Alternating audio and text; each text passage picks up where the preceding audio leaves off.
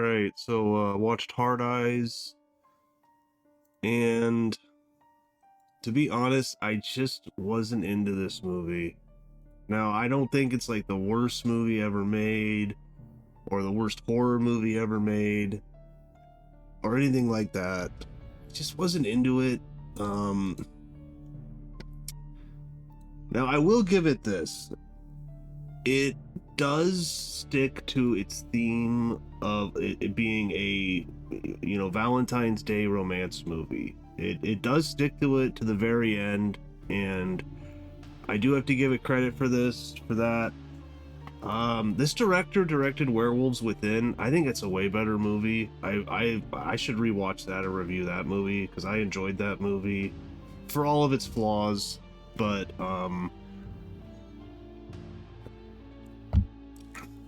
I don't know, there's just things in this movie, because it's directed by Josh Rubin. Like I said, he did Werewolves Within. I think that's a good movie. Especially, there's been so many bad werewolf movies lately. Go watch that if you want like a recent werewolf movie that isn't terrible. That one's okay. But other than that, I don't think I've seen a lot of his stuff.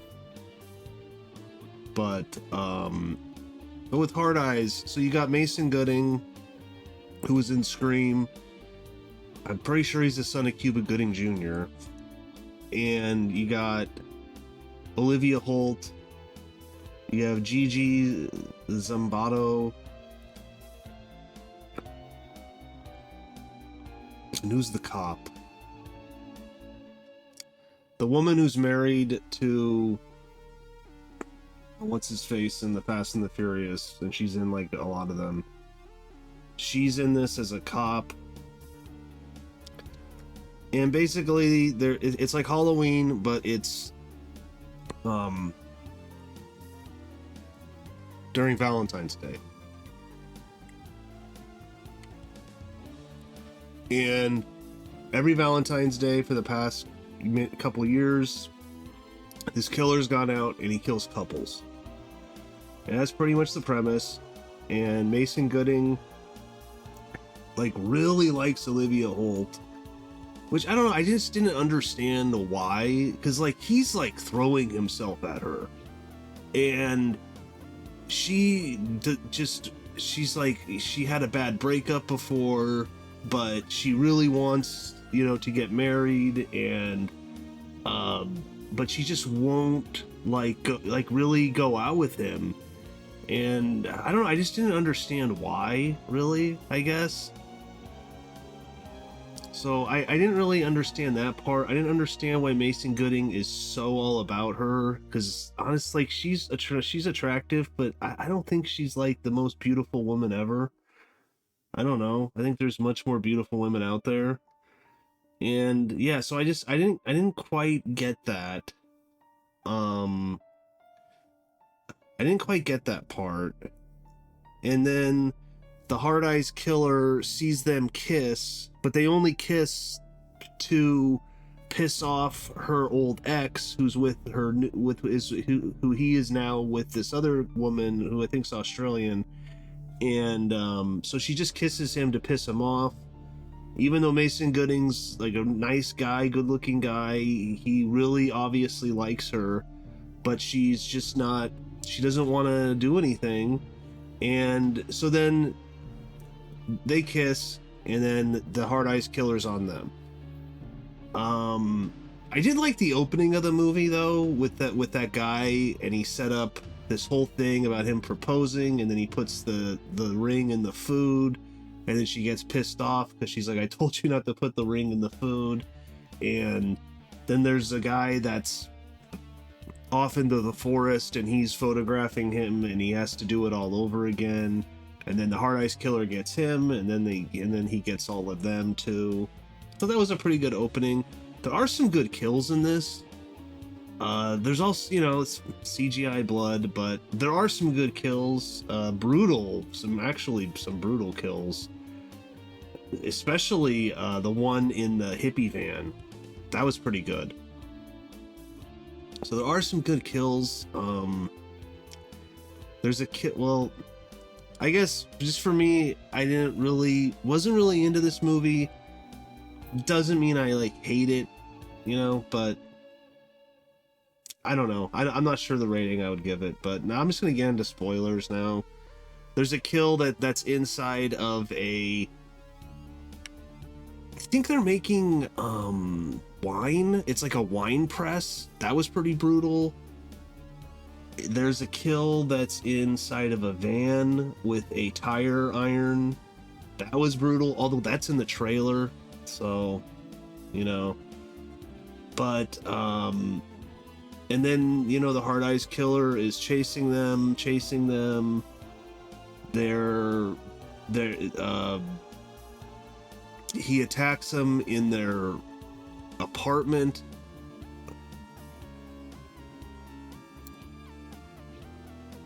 Yeah, then the killer attacks them in the apartment, and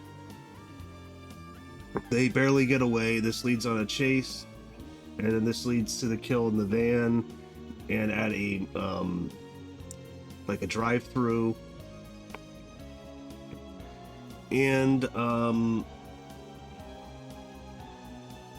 then throughout this, there is a lot of romantic scenes. I don't know, maybe that's the thing. You have to go see this on a date, because the movie definitely sticks to the romantic premise, and then kind of sprinkled throughout is the hard eyes killer killing people. And I mean, that does work, but I don't know, just something about the movie didn't quite work for me, because Mason Goodings just keeps being this great guy and throwing himself at her, and she just doesn't want to. And then even after they spoilers, and I got a problem with that too. After they kill the hard eyes killer, and then he's like, hey, you want to come back to my place and we can finish our work, because they work at the same company. And all the scenes at the company too, I found very boring, and we just didn't care. But we work at the same company, so he's asking her out again, after all of this romance. They obviously have chemistry, but she says no to him, and it's just like, why? I don't understand. Like, so, and then they go their separate ways. He's driven off by the cop. There was already a scene in a police office in a cop station, and the cop is played by the woman who is in the Fast and Furious movies. I'm trying to find her name. I can't find it, so whatever. Is it this woman? No. But yeah, she's played by her. She's married to him and Paul Walker in the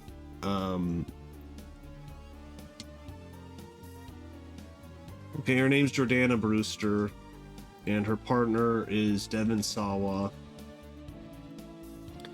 And when they're in the police station, the hard eyes killer attacks them there, and he seems to kind of be everywhere, which is explained later.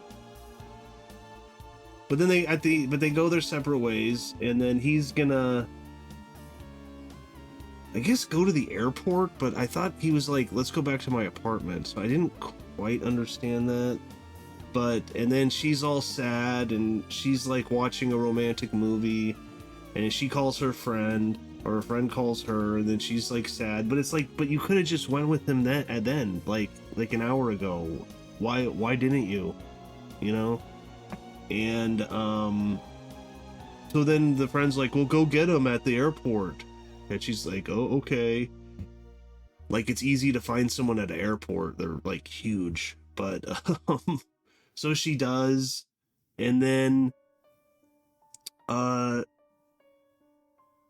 she gets a call, and it's the hard eyes killer. He's not dead. They didn't just kill him at the at the drive-in, which is probably the best part of the movie, maybe that drive-in part. It was kind of funny too, because she like pukes on the hard eyes killer. I thought that was kind of funny. But so then she goes to the St. Valentine's Day church, and it's revealed that Jordana Brewster is basically the head killer, and there was 3 of them, and they just killed one of them. And then there's this other guy who's barely in the movie. I mean, as far as I could tell, he's only in like one scene in the movie where he's like IT tech support, and he's working on something at the police station, and then he starts to hit on the on the main girl, Olivia Holt, and he's like asking her out, and then she's like, no, I'm not into this. So then he leaves. So it's this guy and Jordana Brewster, and then someone else who they say was just like a fan. But anyways, I think it's just a little lazy to have 3 killers, because it's like impossible to guess who they are, right? Because there's 3 of them, so it's really easy to have, you know, to it's just a cheat, because it's hard to guess who the killer is. And I knew when they killed the guy, I was like, well, there's still like a third of this movie left, so there has to be, you know, someone else, and there's 2 people left, and I just think that's a little cheap. Because like in the first Scream, spoilers, there's 2 killers, but there's only 2, and it's actually done really well, and you can kind of try and guess who they are. But in this, I think it's like impossible. I mean, Jordana Brewster is acting a little strange with Mason Gooding. I think she likes him. And also, she is, there's this thing where she's trying to get married and trying to go on dates, and she's talking to her partner about it, who, you know, she's like playing off him, and yeah, but I just think it's a little lazy that there's 3 killers. And then also, like, yeah, the other killer's like in one scene. I mean, maybe he's in one more, but he's barely in the movie. At least Jordana Brewster's in the movie a lot. And then she says to Olivia Holt, because they have Mason Gooding tied up, you know, you have to choose, and they give him a gun with 1 bullet. And I'm like, why even do that? And then she shoots through Mason Gooding into Jordana Brewster, which was pretty dumb, because it's like, why not just shoot her? She's like right next to him. So shoot her, and then rush the other guy. I don't know, but no. So she shoots through Mason Gooding, hits Jordana Brewster. There's a fight. It's, you know, it's a decent fight. So some of the action scenes I liked. Although something about the guy's mask, the Hard Eyes Killer's mask, is just a little silly. Like, it's just like these 2 hearts, and then he like flips a switch and it turns on LEDs, and then they're red, and that's kind of shown later that it's like kind of like night vision, but it's red night vision. But I don't know, the mask is like a little silly, I felt like. But yeah, and you know, and then they're fighting, and she mentions that St. Valentine was killed with his head cut off. I don't know if that's true, but and then Jordana Brewster ends up getting her head cut off. And yeah, so there's some good gore, there's some good kills. I just think in between I was a little bored, but like I said, if you go on this movie on a date, maybe it's much better, because it definitely does stick to the romantic theme, which I will give the movie credit for. I mean, even at the end, they're on a date, it says 1 year later, and then they get a call and it's a Hard Eyes Killer. But then, oh, it's a joke, because it's actually her friend, and she's taking a picture of them just like the beginning of the movie, so there's a nice wraparound. And then that's pretty much the movie. So, but there could be a sequel, because it could just be 2 or 3 more people who just are copycats. So maybe there will be a sequel, I don't know. But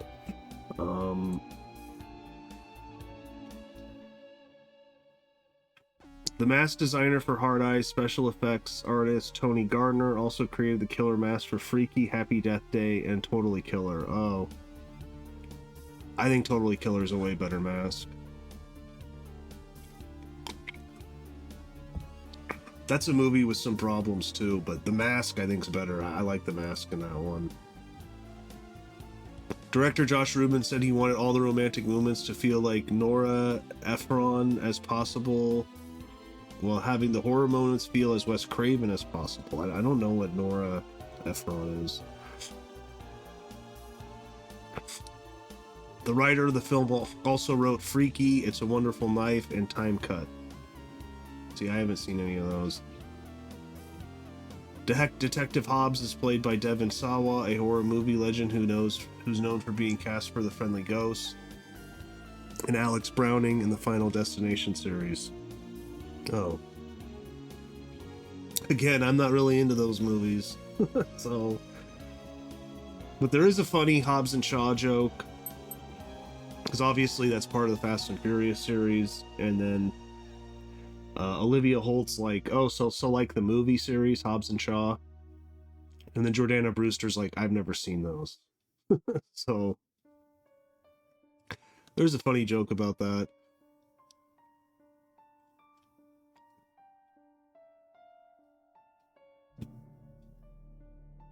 Hobbs speculates the killer has to be a male, but Shaws tells him that it could equally be a female. Later on, it turns out that Shaw was one of the killers. Shaw, after being revealed to be one of the killers, talks about how she loved the story of St. Valentine lost his head. Shaw ultimately dies after getting beheaded by the sword of St. Valentine statue. If you do me a favor and smash that like button, it'd be great. It really helps the channel. In the scene deleted from the final cut, director Josh Rubin is killed off by getting a ninja star complete with a heart-shaped decal to the face. And Josh Rubin has a cameo, or I thought that was him. Someone yells, someone call 911. So, yeah. Wasn't that into the movie, but didn't hate it. Probably a good date movie. And there are some good kills. I'm not sure it feels like Wes Craven, but there are some good kills. So, but that's about it though. I'll see you next time.